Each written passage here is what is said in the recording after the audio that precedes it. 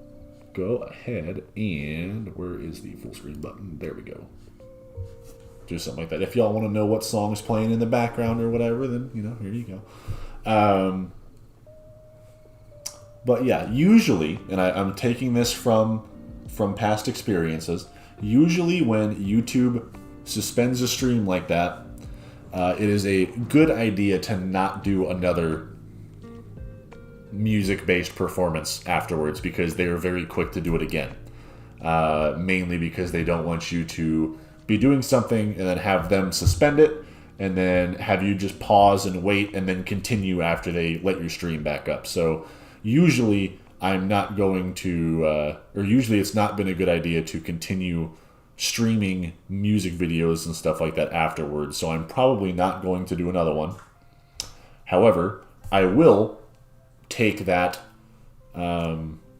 video and hopefully all of it is stop it, Mocha. Stop it, Mocha. Stop it.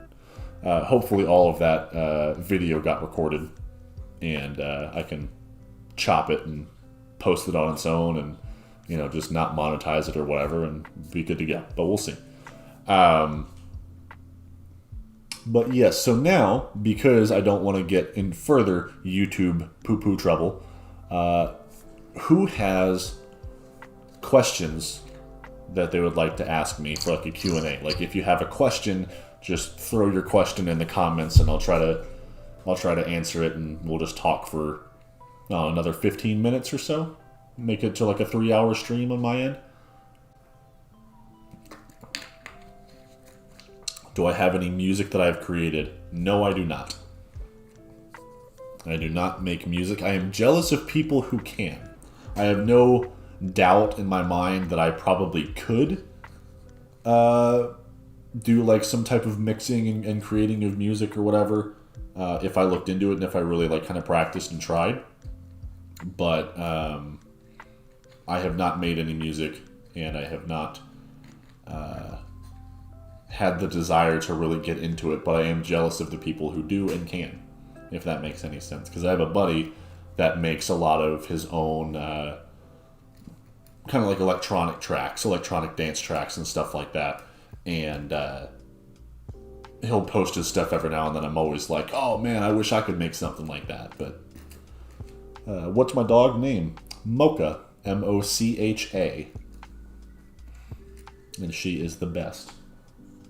She's being cute. If you're new here and Mocha is new to you, she's more popular on the channel than I am.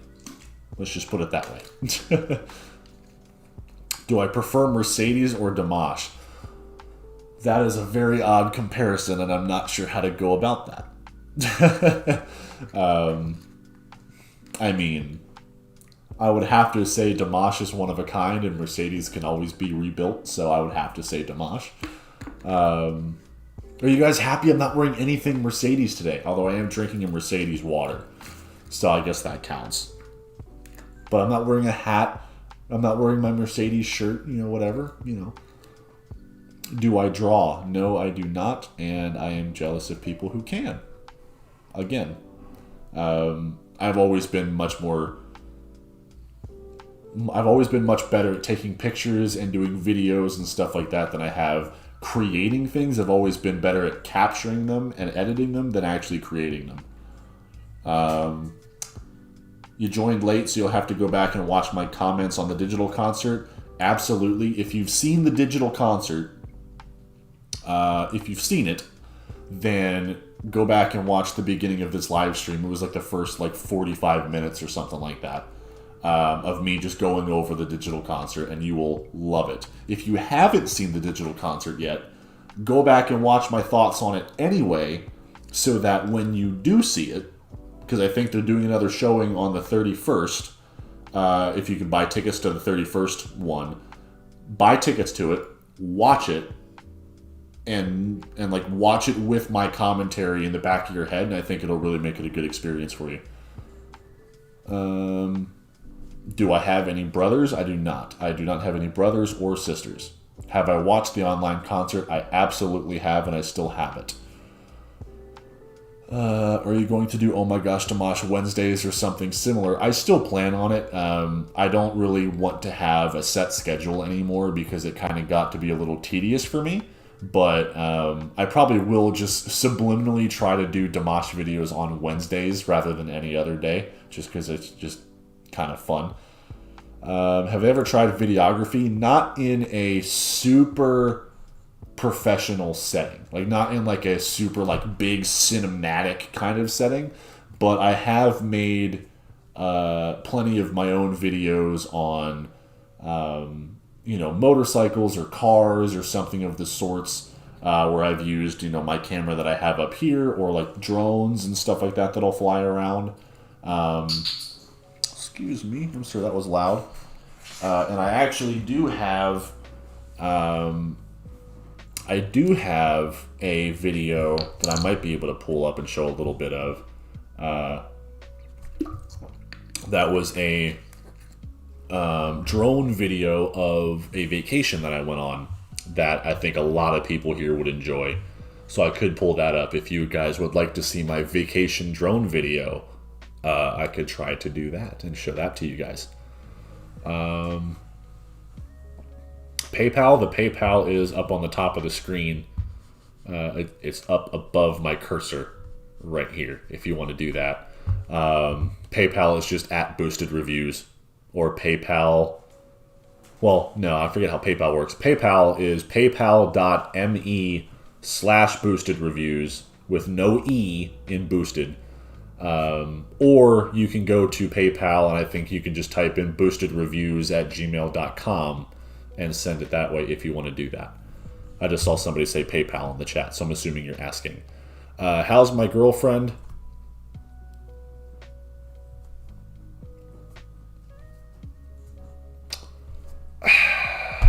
She is fine. Just leave it at that. As far as I know, she's doing well. Did you react to We Are One? I don't remember. I know I've at least seen it in passing. I don't remember if I've done a reaction to it or not. Or I think I've seen it. I think I may have done it in one of the last streams, one of the past concert streams at some point. Would you want to be a photographer at a Dimash concert? Absolutely, if I got the chance. Absolutely. How did you save the online concert? That is for me to know and for you to find out. Do you have a passport? Why not go to another country for his concert? I have had a passport in the past. The one that I have now is expired, so I would have to get a new passport. And there's a lot of things on the travel side of it and a lot of things on like the life side of it outside of the concert that would be a little difficult for me in order to go to a different country due to a lot of food allergies, language barriers, stuff like that. There's a lot of health risks for me. I wouldn't be opposed, but I would much rather have one here that I could go to rather than obviously also the cost of it. Also,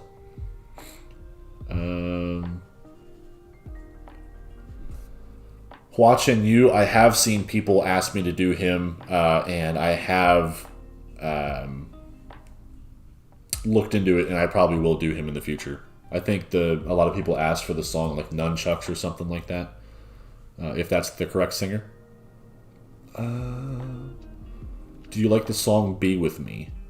Was that the new song? Was that the new Dimash song? Let's see here. Be With Me. Yes. It was a very interesting song. Very interesting. But the vocal fry from the head voice blew my mind. And it seemed like a very fun song. So I feel like I'm really going to get into that song.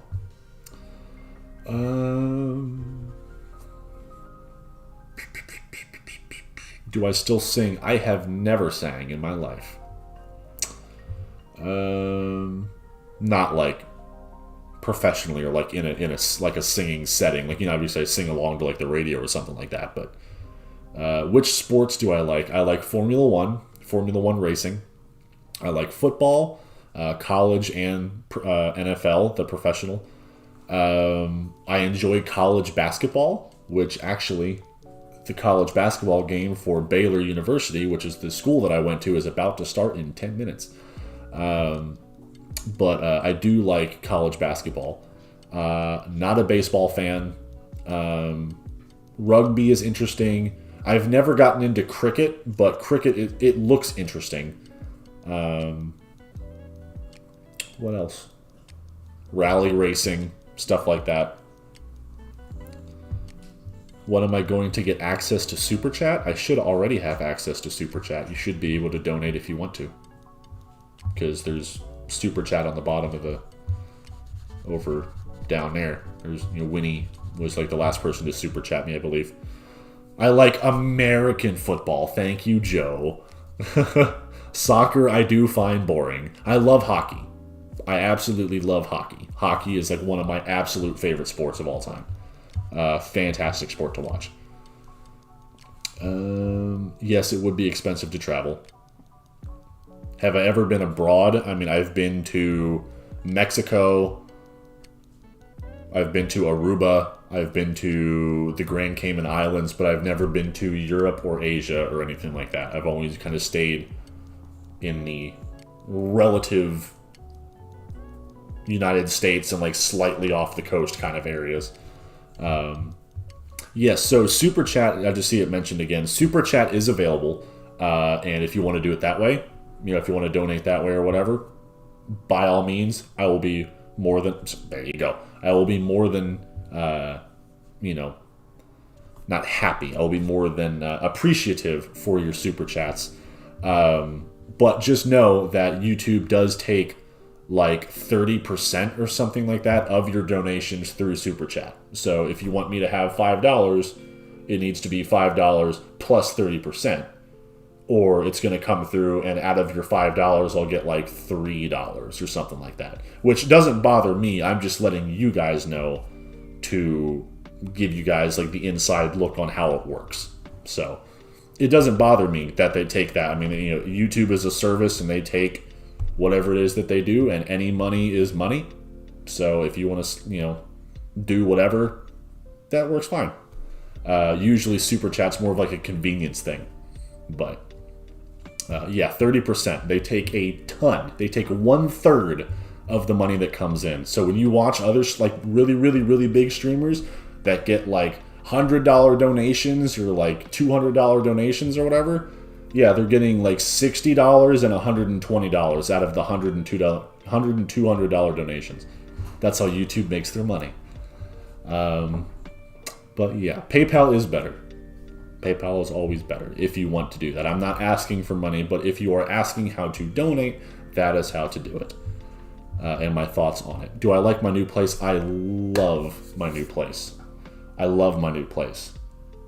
And that might be one of the things that I could do. I could do, on YouTube for a video. I could do it on, Instagram or something like that. I could do like a house tour, something like that if you guys want to see what the house looks like and stuff like that, and the garage and the cars and stuff like that. So I could do that for you if you want.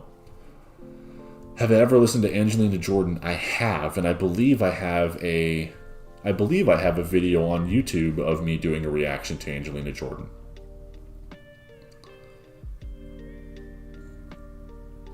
He said it was 45% last year. Goodness gracious.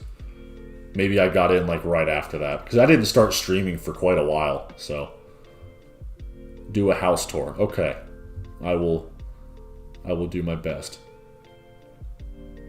I am an all-star bowler too. I completely forgot about bowling. Bowling is another fantastic sport. Whether you want to tell me that it's a fantastic sport or not, or if it is a sport, it's a sport. And I like it and I'm good at it. Although I haven't bowled in a long time. But bowling is fun.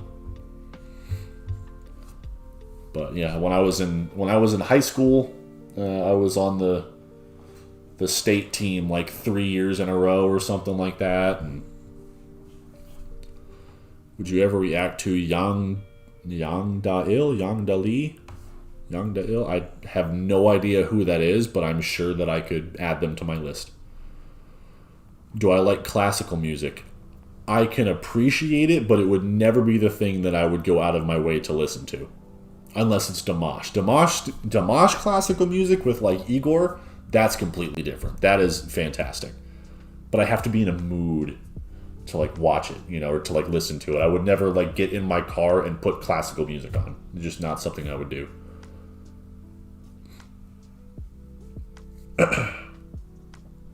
Have I listened to Terry Lynn? I have listened to Terry Lynn a couple times outside of streams. We've listened to him a couple times in streams, or like when he's in like some of Dimash's concerts.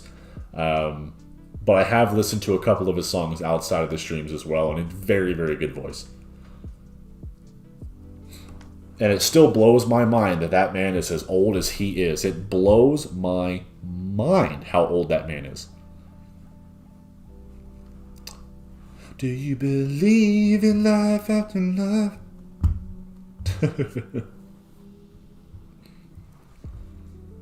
I can see something inside myself. I really don't think it's strong enough. Oh. Ow, sensitive tooth.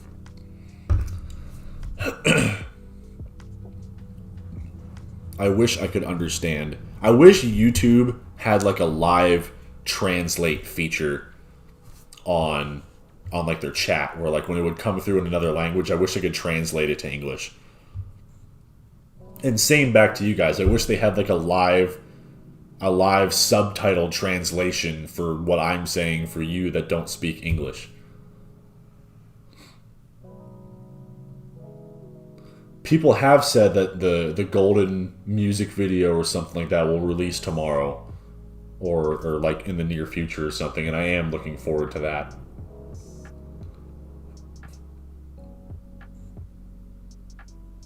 How is my new car? The one that I went to Iowa to get a week ago? It is fantastic. It is in my garage, and I'm actually going to take it out to I'm going to take it out to a car show tonight to see some friends.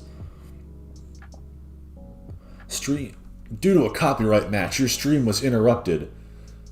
Streams are interrupted when copyrighted content is detected. After copyrighted material is no longer being streamed, the streams are automatically re-enabled. Are you going to tell me what the copyrighted thing was? To see some friends. No, it's just going to give me a link to my stream. Okay.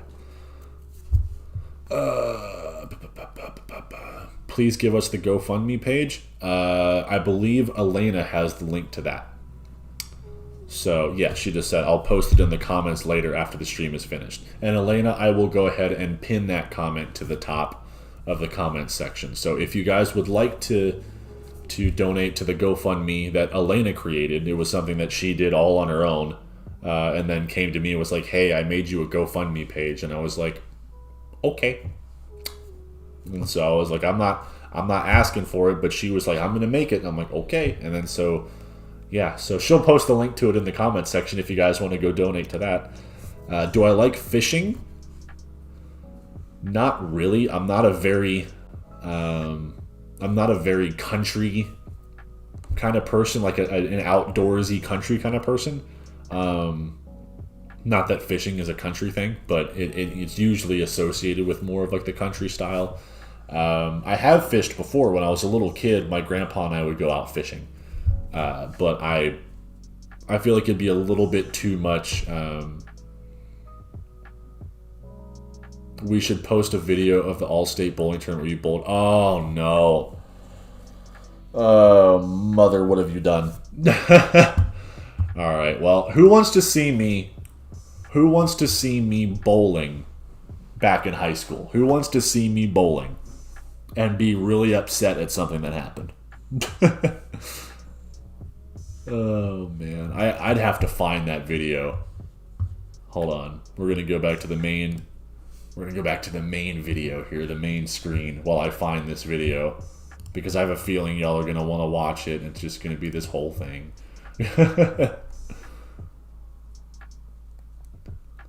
Oh, boy. ¿Qué pasó? What's up? How are you doing? You guys in your bowling. All right, let me see if I can go back and find it. It'll be somewhere in one of my playlists here. I just have to kind of go back and I know I have it saved. I just have to actually go back and find it. So give me a couple minutes while I do that. And then you'll get to see little Matthew bowling.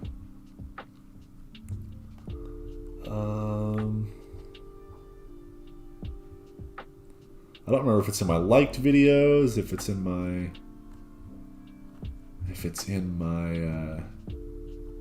okay, that's way back for that. I don't think it's a public video. That's the problem. It's not a public video. It's a private video that I saved from like one of my friends' channels after they uploaded it privately or something like that. So passing some of my videos that I made.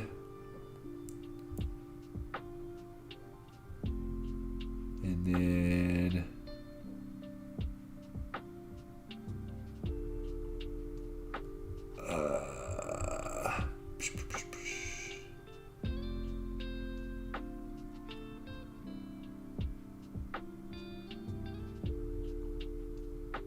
I don't feel like it would have been this far back. Yeah, it would have actually. It would have been really far back.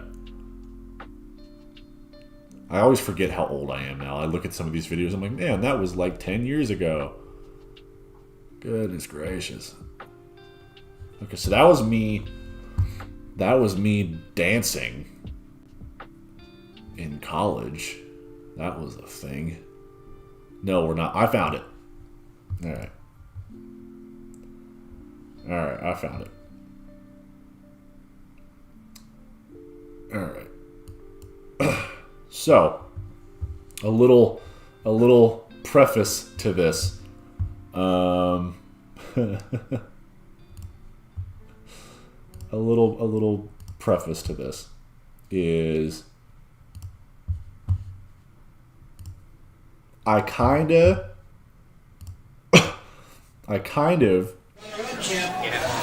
Mason Henderson Amarillo represent. Stop. Loud. Loud. Still too loud. Okay. So I was kind of in a not good mood this entire day because of really dumb coaching decisions made by the coach of our team that cost us a chance at the championship. I'm just gonna throw that out there. I wasn't happy because our coach was stupid. But you'll see me. I'm right over here, the unhappy dude in the black, the tall guy. You know, I'm just gonna throw that out there. Just I'm a happy person. I was not happy this day. And it got worse and worse as time went on because they kept making dumb decisions. So yes, black shirt, red collar, that is me. So the way, before we go, so the way that, let me pull up, bowling frames. Okay, so normal bowling, you have... Why do they make these things difficult? Why do they do these? Why do they do these things? Just show me the big picture. There we go. We're gonna zoom in here or something. Command plus. There we go. So normally, you have the first player here that bowls their 10 frames, right? And then you have the second player here that bowls their 10 frames, third player, fourth player, fifth player, right? That's how usual bowling works. But in this tournament that we were doing, the whole team of 5 people, the whole team was bowling as one player, okay? So we had just these top 10 frames here for our whole team. So person 1 would bowl in the first frame, and they would bowl in the 6th frame. Person 2 would bowl in the 2nd frame and the 7th frame. Person 3, 3rd frame, 8th frame. Person 4, 4th frame, 9th frame. Person 5, 5th frame, 10th frame. Okay? So you basically, like, each person bowls twice in one game and you take turns, right? So that's how this was working. So if you get confused as to why I'm not just bowling like my own game or whatever, that's the whole explanation of it. So it goes like two people would bowl, or sorry, one person would bowl twice per game rather than, yeah. So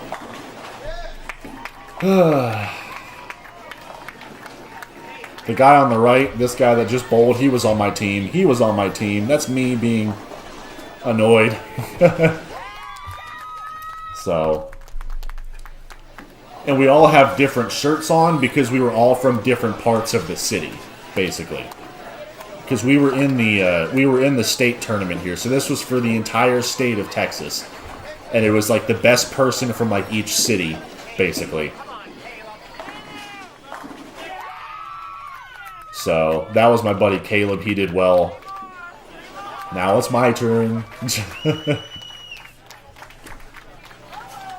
I bowled so well this day. I was still happy. Perfect strike. Perfect. Also, there was a random part of this video where people just start pulling out shake weights. And if you're not from the Americas, I don't know if you know what a shake weight is, but it's basically like a dumbbell that you like shake back and forth. And it was supposed to be some like exercise or something like that. We bought one and brought it to the tournament as like a joke. So basically, like whenever we would bowl well, we would like take turns like shaking the shake weight as a joke. So if you see that, that's why we had that. It was just some dumb joke thing.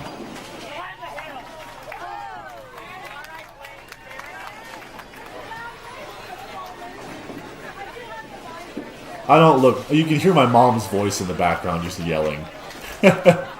How old was I here? Let's see. This would have been senior year of high school, I believe. Junior or senior year of high school. So I would have been 16, 17. About 16 or 17 years old. Yes, the shake weights that are on every shopping TV channel. That's what I'm talking about. There's the shake weight, the blue one. Yeah, that's what a shake weight is. So, yeah, every now and then you'll just randomly see the shake weights. But yeah, I was probably about 16 or 17 here.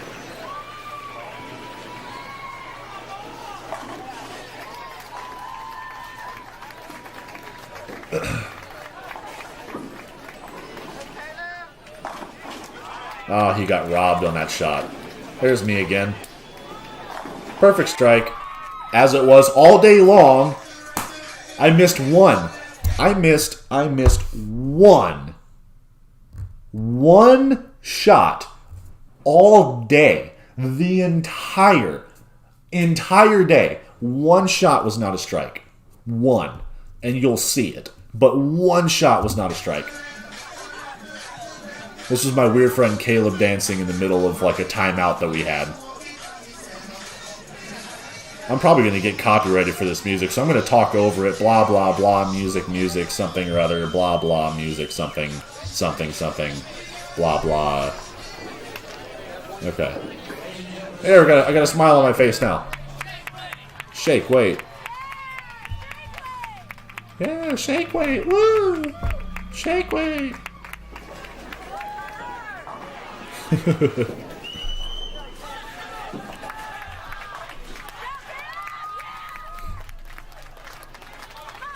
That is not me in the red and black. That's a different guy in red and black, in case you couldn't tell.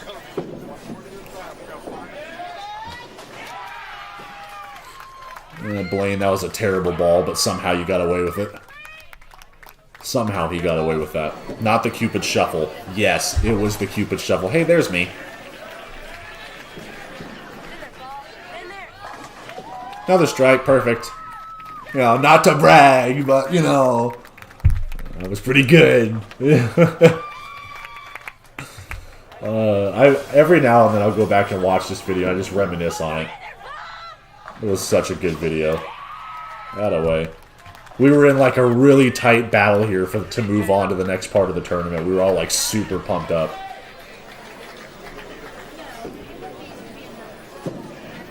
I just heard my mom complaining. Mom, I heard you complaining in the background of this video, saying, no, he needs to be in the anchor position. I just heard you complain in the background. That's great. No, he needs to be in the anchor position, which is so true. That's why I was upset all day, and that's why we lost the state finals. I'm just going to say it, because I was bowling strikes all day. Okay, it was all day. I was perfect.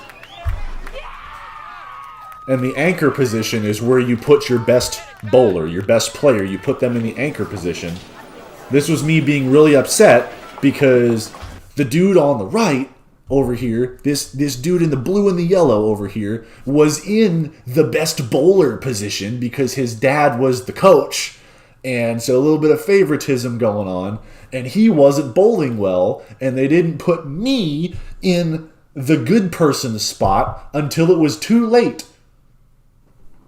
So because they didn't do it until it was too late, we didn't win the championship, and I was upset about it.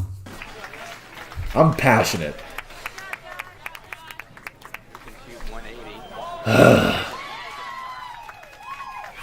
How much longer is in this video? Yeah.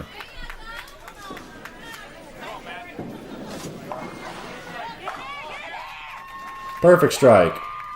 Perfect. It was great. I was so happy. Well, I wasn't. But then the next shot after that. Perfect strike. Matthew was the #1 bowler. I know I was.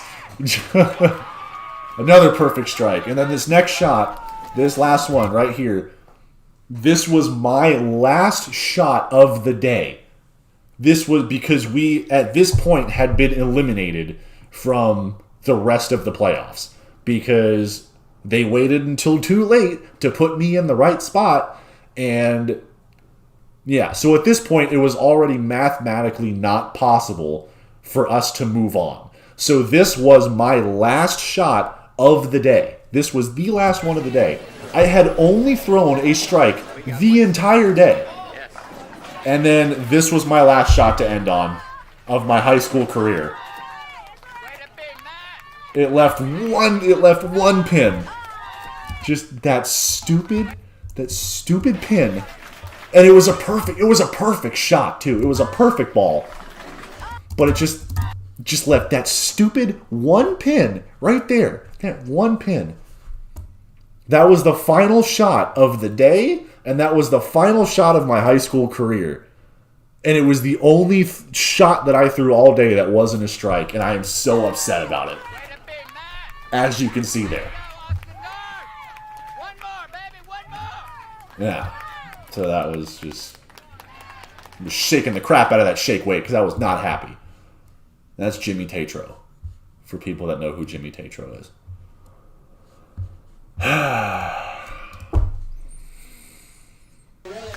Stop playing noises. Stop it. Stop playing noises. Stop playing. The video's not even playing anymore. Why are you still playing noises? But yes, I was a little upset. I was a little upset. Rightfully so, but I was a little upset. That's all I'm gonna say. And now everyone wants to see this stupid dancing video. Oh, goodness gracious. If I can find it again, I have to go way back down here to find it. If I can find it again, I'll play it. But y'all need to realize something. Okay, y'all need to realize something. One, I don't dance. Two, I don't even show my girlfriends this video. Like, any of the girlfriends that I start dating, they don't even get to see this video. So, y'all getting to see this video. Look at my hair. Goodness gracious, what's going on with it? Y'all getting to see this video is something special. I just have to find it. And then give you backstory on why I was dancing in the first place. Where was it?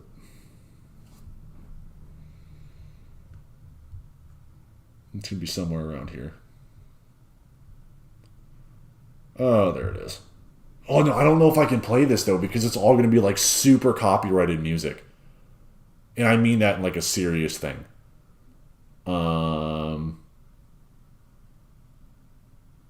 Like, I think I might actually get copyright strike for it if I play it, because it's, like, super, super popular songs. Maybe if I just turn the music down or something like that.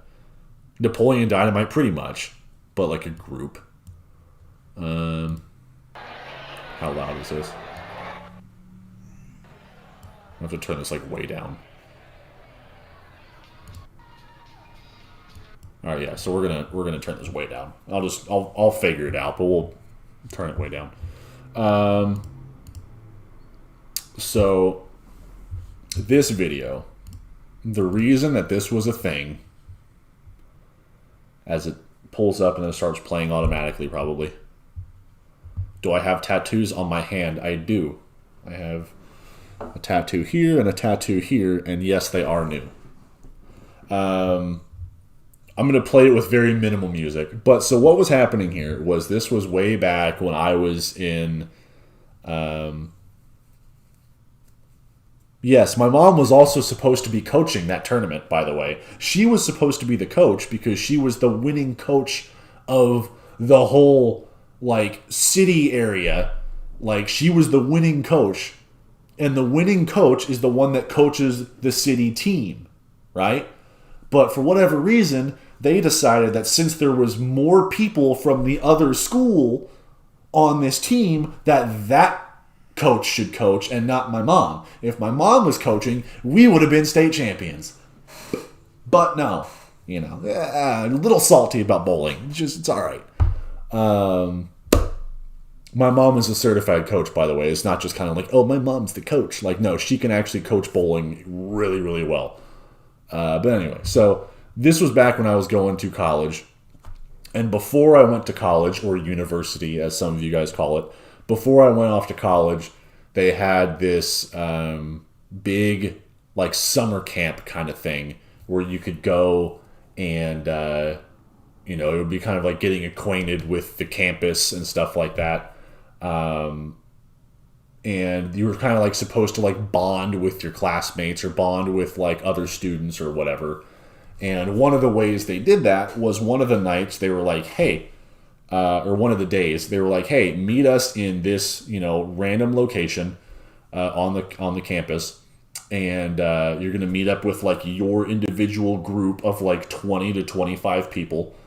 And when we got there, they basically had a CD, like a you know, CD, like music CD, and I was not in a frat, but they had a music CD and it had 4 songs on it, and the songs were all a part of like a certain genre. Like some people had like rap, some people had like dance music, some people had disco, some people had, you know, all this different stuff.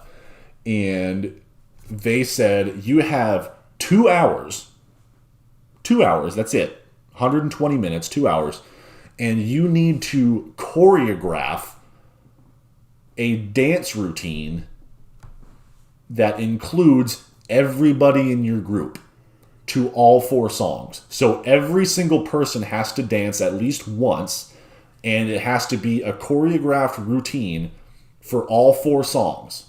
Okay?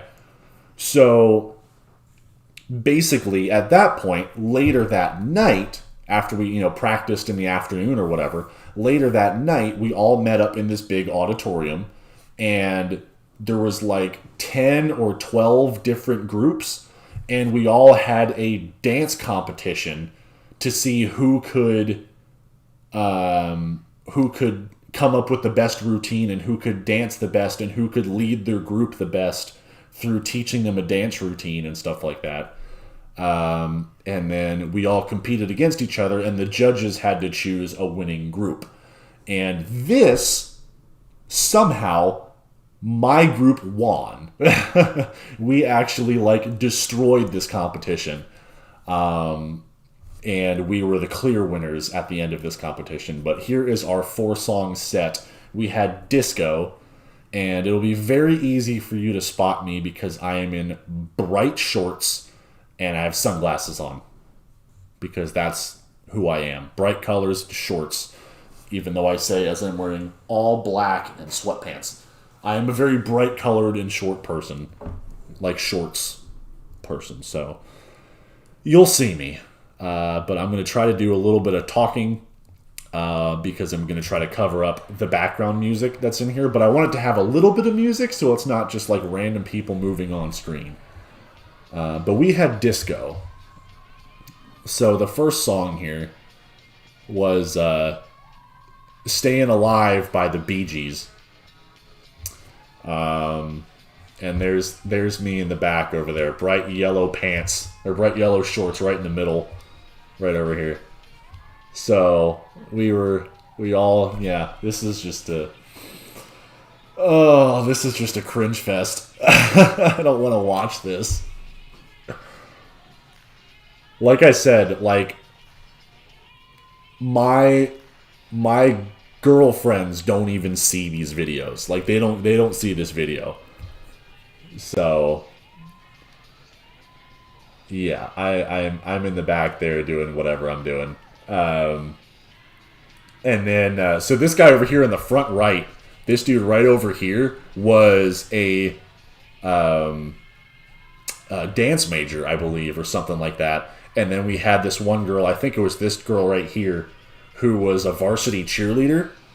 So they were the people that kind of led everybody in all the things. So we had like a dance major and a varsity cheerleader. And they were like, oh, we'll take care of everything. So this song is Disco Inferno. If you've seen Disco Inferno, that's what this song is. I am not in this part. I'm in the first song and I'm in the third and last song, I believe. But yeah, this was Disco Inferno. And I don't remember. We had 2 hours. That was so bad. That was the worst part of our routine, was that like weird thing. But we had 2 hours to learn this stuff. So everything that you're seeing done right now is within 2 hours. We came up with all this stuff and we learned it and we just did a bunch of. It was just nuts. Like, I'm proud as crap that we did this in 2 hours.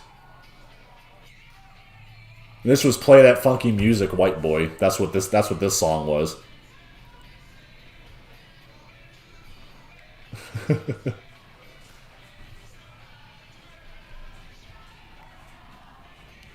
Oh my goodness gracious. This was so...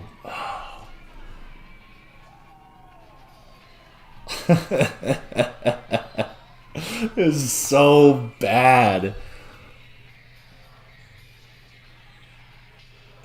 And then this was YMCA was our final song. You can tell who the dance major and the cheerleader are. I mean, you can just tell. Cheerleader is front and center right here. This is cheerleader. Oh, man. This tall dude right here that the cheerleader's with, this guy in the white, he was like the most awkward, timid, like big dude I've ever met. He had like no idea. Like, he was so embarrassed.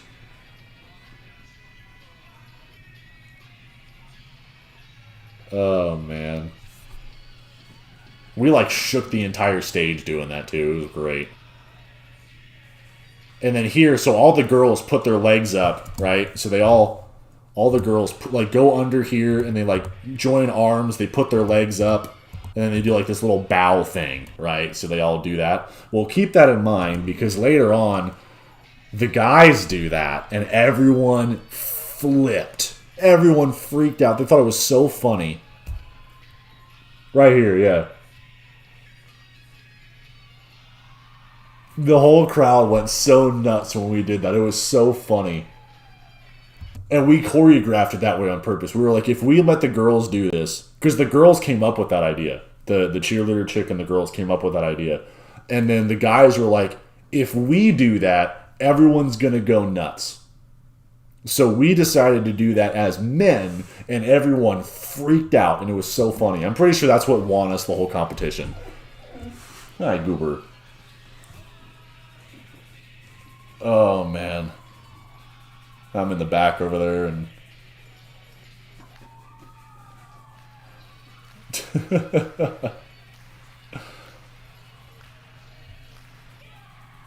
There you go. That was our winning performance. That was the incredible winning performance that nobody asked for. But you all have now seen it. So, stop playing sounds and things. We're going to switch my account now back over here. So,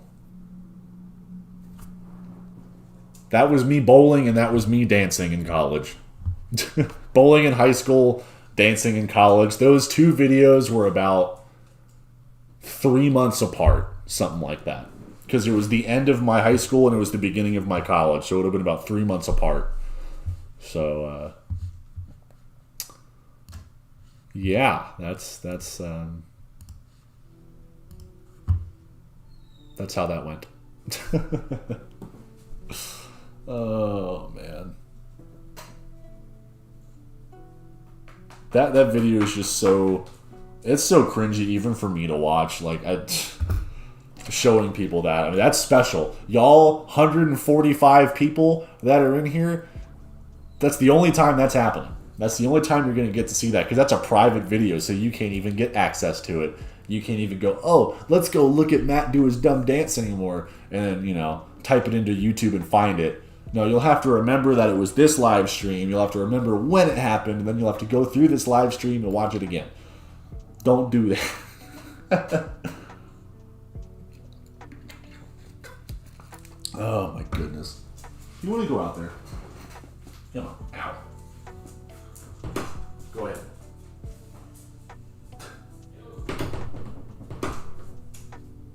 I'll be out in a minute. I'll be out in a minute. But, kind of, yeah.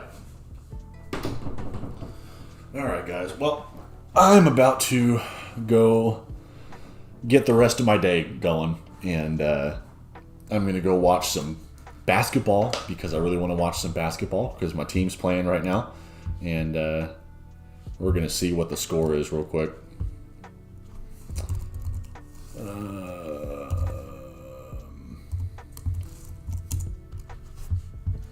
We're going to see what the score is real quick.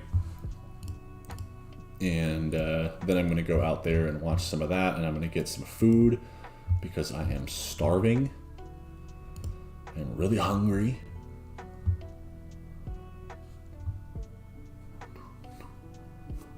And I don't know what I'm going to eat, because I got to be careful eating with my dang tooth all. Unless someone screen recorded it. I don't want to hear that. Oh, they actually delayed the... With the right arm. Now, there was contact. No, I'm going to mute that. All right, the score right now is 14-14. So, look, it's basketball. Don't block me on YouTube. But yeah, it's 14-14 right now. If any of you guys are wanting to watch basketball and you're in the United States or whatever, the Baylor and Auburn game is on right now, and Baylor's the #2 team in the country, undefeated. That's my school, thank you very much. So if you want to go watch them and support them and watch one of the best basketball teams in the country play, I would go watch them. But I am going to go out and watch basketball, go hang out with Jesse, my roommate, and get some food, and I'm going to get the rest of my day going. So I hope you guys have all enjoyed this, and hope you guys laughed at me dancing and enjoyed all of my strikes and me ranting about my high school bowling career. And thanks for sticking it out through the random Dimash stream outage that we had there. And yeah. So if you guys missed it, quick recap. Very, very beginning, Did I see Dimash play Dombra on a recent Instagram video? I have not, but I'll go check it out. The very beginning of the stream, we had nice. Baylor took a 3. Yeah, back on the top. We had a big, like, 45-minute segment of me going over my notes from the Dimash online concert.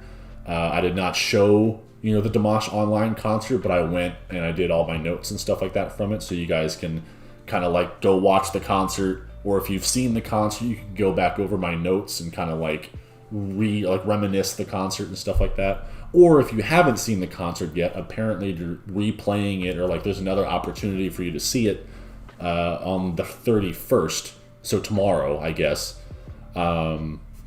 If you guys want to buy tickets to that, I highly recommend that you do. And you can go back to the beginning of this stream and watch my notes beforehand if you want to. So, highly recommend that. And then after that, we watched a couple Dimash videos, like a little mini Dimash concert and stuff like that. So, did a couple little reactions in there. And then we went on a Q&A session, and then we watched me bowling, and then we watched me dancing. So that's what you missed. If you want to go back and watch it, you got 3.5 hours to go watch. So I'm going to go ahead and try to figure out how to cut out the segment that was blocked in this live stream so I can upload it. And then once it's uploaded, you can go back and watch everything. So cool stuff. Cool stuff. Alrighty. Thank you guys for joining me. Thank you everybody who donated. I really, really appreciate you. And I will see you guys next time.